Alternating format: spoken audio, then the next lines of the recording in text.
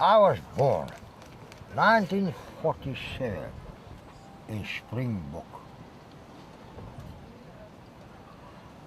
My father was a barefoot boxer in Ireland, in Edinburgh. Then he picked up ties from the coal mines he worked in. He came to Springbok, he met a coloured woman. They were married in the NG Kerk. NG Kerk, they were married there. When they found out my mother is a white colored, they tore up that marriage certificate. They tore it up. They put me in a white school. Then they found out mother's colored, father's white. I was kicked out of the school. Kicked out. Where the hell do I go to?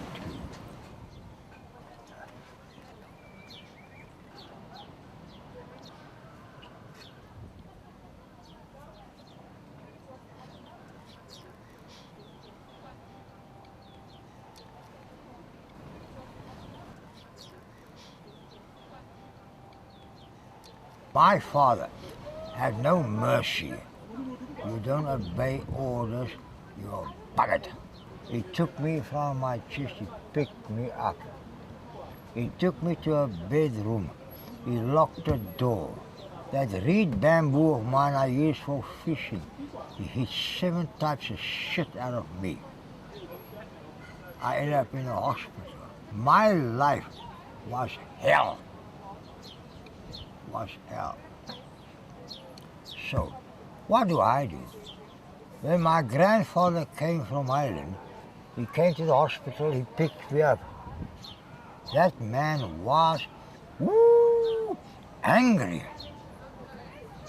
He said to me, "Grandson, you sit in this room. I'm waiting for your father to come from the mines."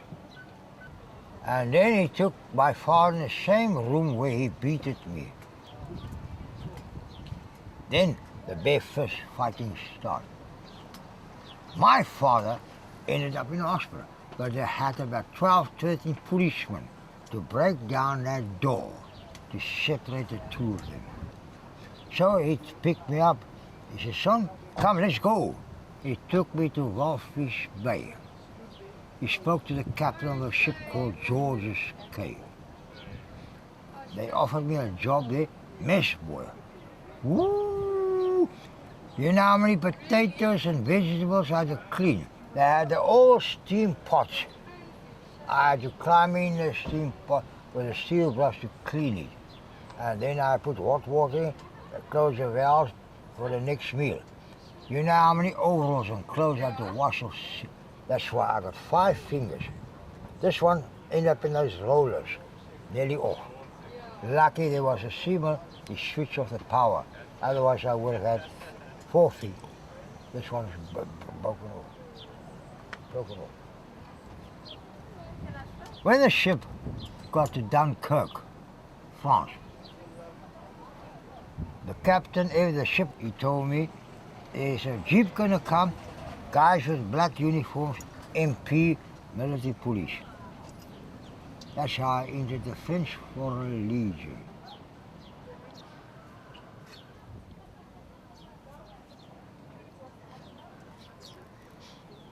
I learned to speak French. 3 days. C'est pour moi, je parle français 3 jours. Night times they take me to the toilet, they teach me. I thought it's something you eat. They said, no, it's a language which you must learn. I learned it. Then I went from there, they took us to Marseille. They got hundreds of doctors there.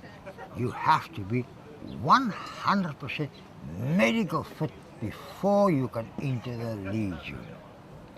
Casanaderi. Once I got my green epaulet, I entered the Legion. We're 1,000 people, maybe 50 passed medical. You've got to be medical.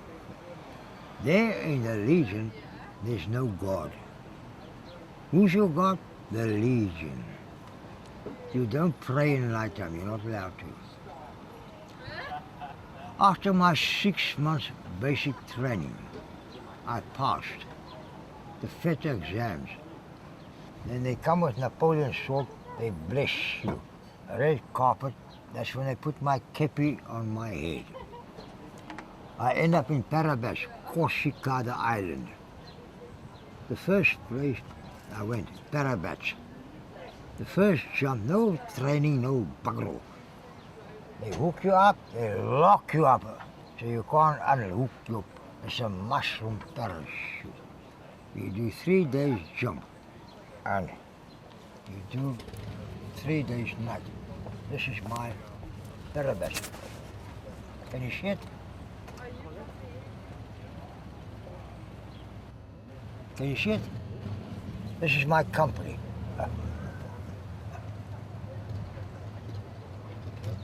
Troisième Regiment Étranger, parachutist.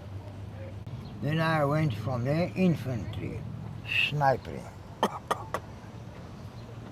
When they saw my eye was in with a rifle, I ended up in the sniper division. Sniper division. To kill. From there we went to a Madagascar reunion. There we were in the FRC, fast moving crafts. A couple of minutes in the sea. You go fishing.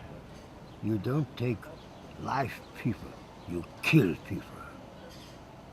My first 5 years finished. They have a big party. Oh, you okay? Push the party. Oh, you shot your... Oh, what shout. They dope you a little drink.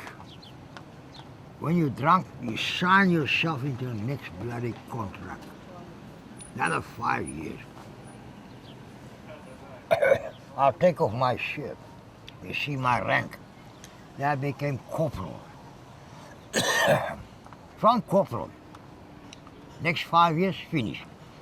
Have a doppy. I had a little bit of glass of water. It was doped.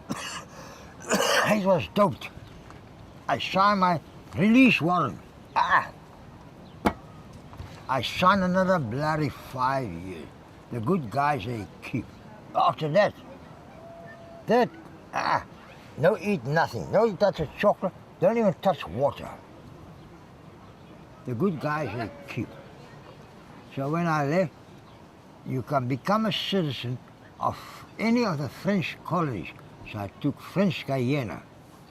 I love French. It's next to Brazil. My eyes look like G-strings, all that beautiful. Like, ooh, man, it was lovely.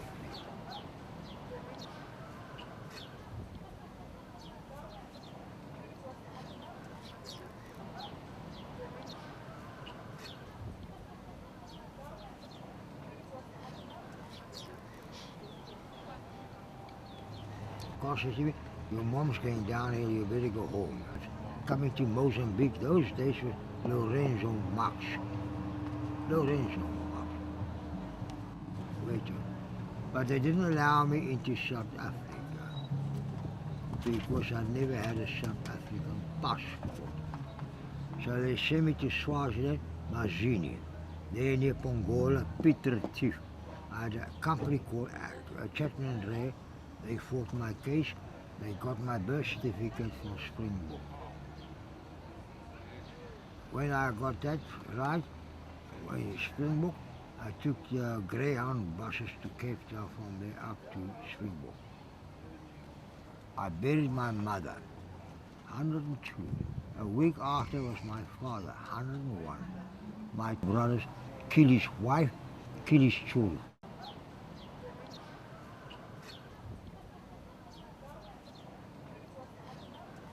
I was a mercenary. I worked for Bob Dinar, Mike Hall. When I came back to South Africa, I was transferred up to Angola with Dr. Savimbi. You fala Portuguese, not a problem with you. Cancer, I got blood cancer.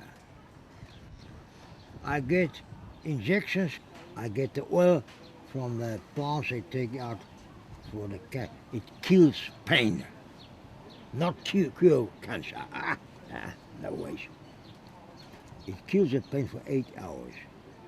I was chased away here many times. And they come with torches to find me. They can't even see me.